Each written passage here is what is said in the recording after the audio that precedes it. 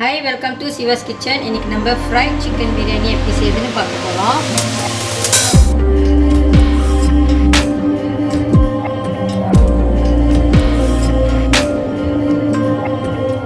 இந்த கோழியை வந்துட்டு இந்த பிரியாணிக்கு இந்த கோழி வந்துட்டு நம்ம முதல்ல பொரிக்க போகிறோம்.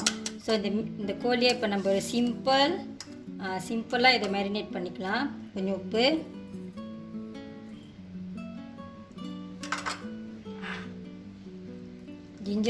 ஜிஞ்சர் கார்லிக் பேஸ்ட் கொஞ்சம் போட்டுக்கோங்க. ஜிஞ்சர், அது கார்லிக்,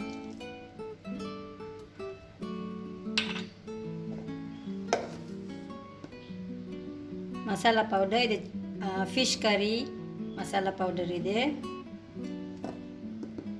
1 டேபிள் ஸ்பூன் மாதிரி போதும். இப்போ இதெல்லாம் நல்லா மிக்ஸ் பண்ணி எடுத்து வச்சுக்கலாம். 30 மினிட்ஸ் ஆச்சு. இந்த சிக்கன் இப்போ நம்ம பொரிக்கலாம். ஆனால் அதுக்கு முன்னுக்கு நான் இங்கே கொஞ்சம் 1 பிக் ஆனியன் எடுத்து வச்சுருக்கேன். இதை அந்த எண்ணெயில் நம்ம கிறிஸ்பியாக பொரித்து எடுத்துக்கலாம். இங்கே ஒரு பேனில் நான் கொஞ்சமாக எண்ணெய் ஊற்றிருக்கேன். இந்த ஆனியன் பொரிச்சிக்கலாம்.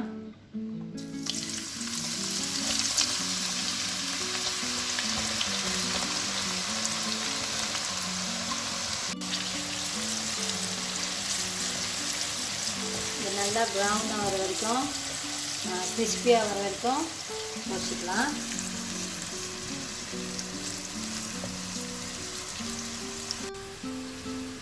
இந்த மாதிரி கொஞ்சம் ப்ரௌனாக கொஞ்சம் கிறிஸ்பி ஆகிட்டோன்னே இதை எடுத்துடலாம். இப்போ இந்த மாதிரி நல்லா காரிங்காக பொரிச்சிக்குங்க. அடுத்து அதே எண்ணெயில் நம்ம இந்த கோழிலாம் பொரிச்சிக்கலாம்.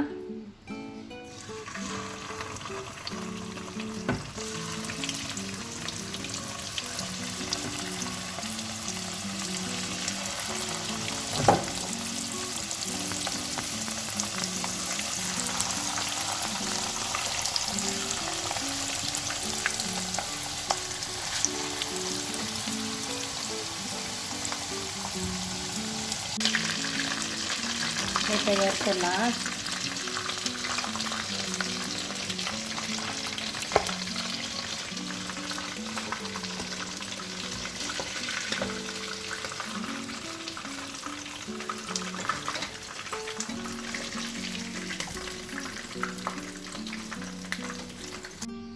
கோழிலாம் பொரிச்சாச்சு.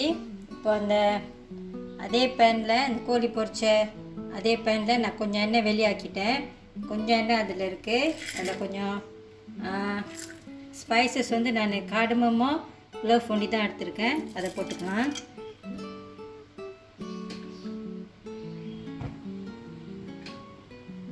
இந்த ஸ்பைசஸ்லாம் நான் அப்படியே விட்டுட்டேன். இதெல்லாம் இருந்தாலும் நல்லா தான் இருக்கும். அடுத்து ஒரு பிக் ஆனியன் எடுத்துருக்கேன். அதை போட்டுக்கலாம்.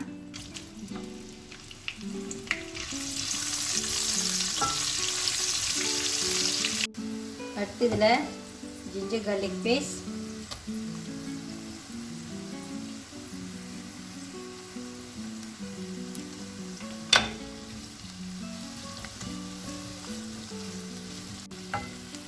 சில்லி பாட்டி கொஞ்சம் முழுசாக தான் போடுறேன் நான், அவ்வளோ உரைக்காது. இங்கே நம்ம என்ன செஞ்சுக்கிட்டு இருக்கோம்னா, அந்த பொரிச்ச அந்த கோழிக்கு லைட்டாக ஒரு மசாலா செஞ்சுக்கிட்டு இருக்கோம். வெங்காயம்லாம் நல்லா வதங்கிட்டோம். முதல்ல மிளகா எல்லாம். அடுத்து இதில் நான் பிரியாணி பவுடர் போட்டுக்கிறேன். இது 1 டேபிள் ஸ்பூன் மாதிரி, கொஞ்சம் கூட.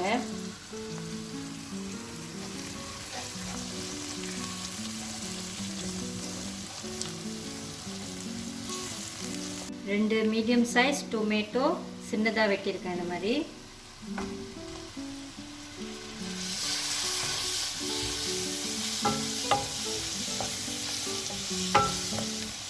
கருவேப்பிலை கொஞ்சம்,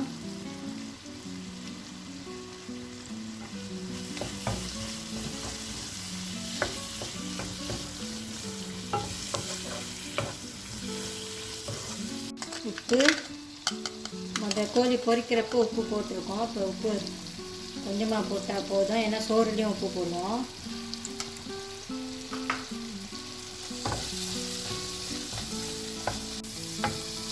தண்ணி கொஞ்சமாக இந்த மசாலாலாம் நல்லா பிளெண்ட் பண்ணணும்.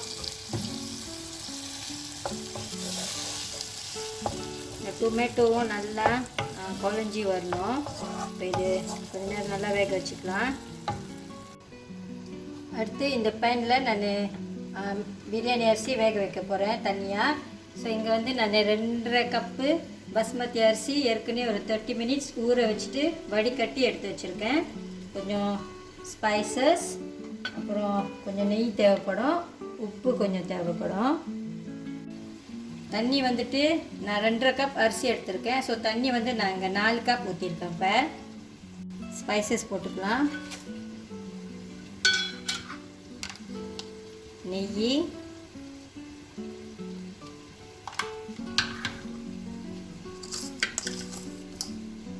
சோறுக்கு எவ்வளோ உப்பு வேணுமோ அந்த மாதிரி போட்டுக்கோங்க. இப்போ இந்த தண்ணி நல்லா பாயில் பண்ணி வரட்டும். வந்துட்டோன்னே இதில் அப்புறம் அந்த அரிசி போட்டுக்கலாம். கொதிக்கிட்டோம். டொமேட்டோலாம் நல்லா இப்போ குழஞ்சிருச்சு. இதில் அடுத்து கொஞ்சம் தயிர் போட்டுக்கலாம்.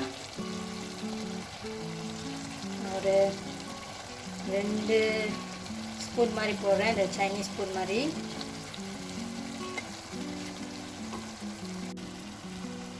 கொஞ்சம் புதினா இலை,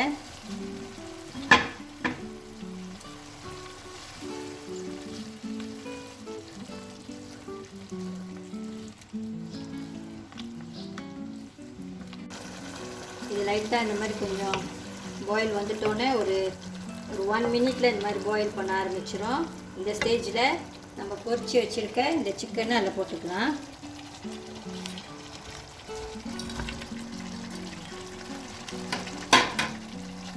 போட்டு மிக்ஸ் பண்ணி விட்டுருங்க.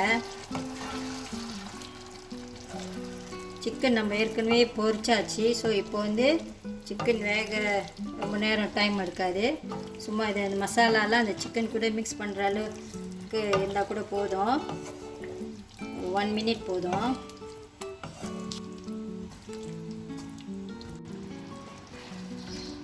ஓகே, இப்போ இந்த சிக்கன் ரெடியாக இருக்குது. இந்த பிரியாணிக்கு அடுப்பு அடிச்சிடலாம்.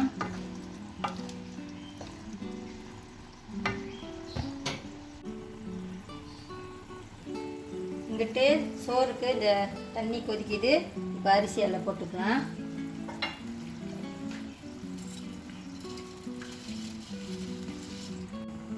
நல்லா மிக்ஸ் பண்ணி விட்ருங்க. இப்போ இந்த சோறு நல்லா வெந்து வரணும். மூடி போட்டு இதை இப்போ வேக வச்சுக்கலாம்.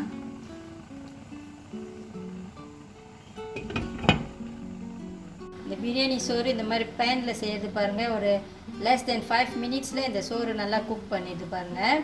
ஸோ அடுத்து நம்ம குக் பண்ணி வச்சுருக்க இந்த சிக்கன் பீசஸ்லாம் இந்த மசாலாவோடு எடுத்து அந்த சோறில் போட்டுக்கலாம்.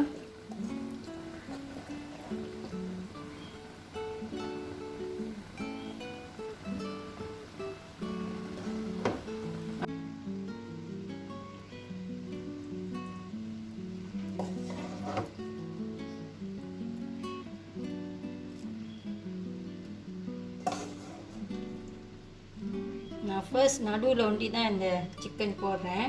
ஃபர்ஸ்ட் சைடில் வந்துட்டு நான் கொஞ்சம் செஃப்ரான் குங்குமப்பூ எடுத்து வச்சுருக்கேன்.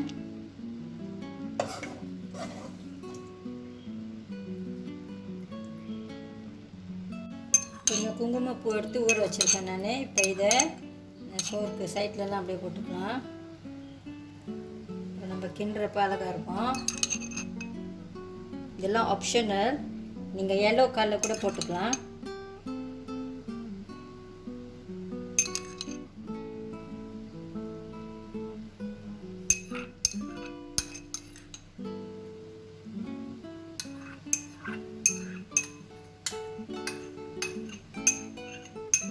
அடுத்து இந்த பவாங் கோரிங்,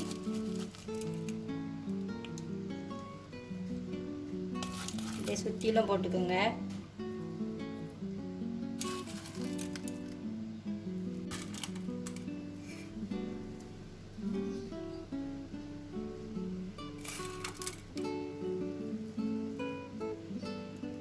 இப்போ அடுப்பு அடைச்சிட்டேன். கடைசியாக கொஞ்சம் மல்லி இலை,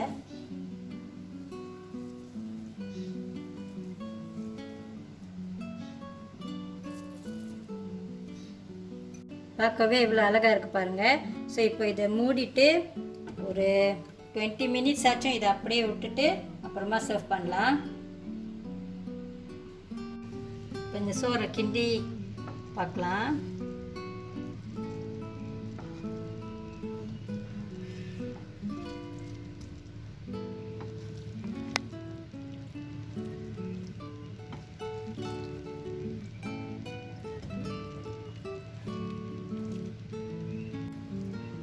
ஆரஞ்சு கலர் பாருங்கள், அது அந்த குங்குமப்பூ.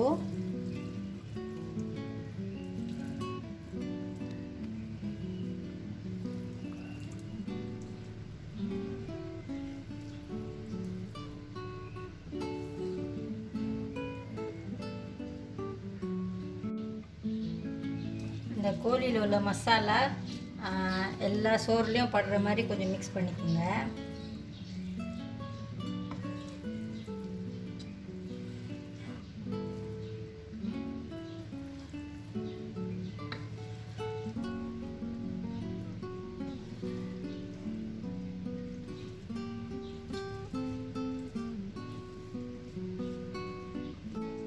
நீங்களும் இதே மாதிரி ஃப்ரைட் சிக்கன் பிரியாணி ஒரு வாட்டி ட்ரை பண்ணி பாருங்கள், நல்லாயிருக்கும்.